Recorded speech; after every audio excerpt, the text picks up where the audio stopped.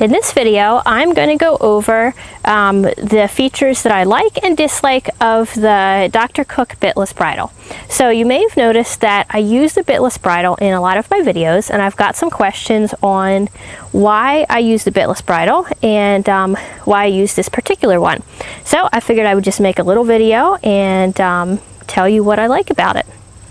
So I guess I got started with using Bitless Bridles about a year ago when one of my students actually got one for her horse, and her horse was just, he was always really mouthy. You know, he was constantly chewing the bit and everything, and she just got tired of it and decided to try Bitless Bridle. And her horse transitioned so smoothly. I mean, we really didn't notice any difference except for the fact that he was no longer, you know, constantly chewing and chomping on his bit. So because that went so well, I got one of my own, decided to try it on some horses, and I was really impressed. Most of the horses transitioned, you know, very smoothly into using the bitless, and I really didn't notice much difference. I can still get bending, I can still get collection, you know, all that kind of same stuff. So what I use it for mainly is on my lesson horses. What I like about it is, you know, when new riders are learning how to ride, and if they lose their balance and accidentally go to grab the reins, instead of yanking on the bit in the horse's mouth, you know, they're just pulling on these rings, and they're just, you know, pulling on the straps of the bridle, but it's not nearly as painful and as uncomfortable as inexperienced hands with the bit. So that is the main reason I use it. And then I've just found some horses that honestly, they just go better in it. Like my horse now, for some reason, she actually will, you know, be a lot more pleasant under saddle. I can actually get better collection and everything from her in the bitless, so I keep her in that.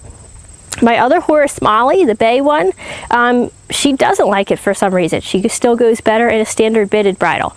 So that's kind of what I do with it. I try it on some horses. If they like it, good to go. Some of my other horses, I just keep it a standard bridle.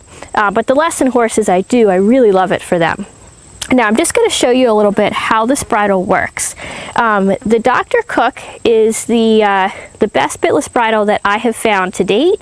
I know there's a lot out there, and I certainly haven't tried all of them, but I like the action of this, and I found that it's probably the easiest for horses to transition into coming out of just a standard bridle.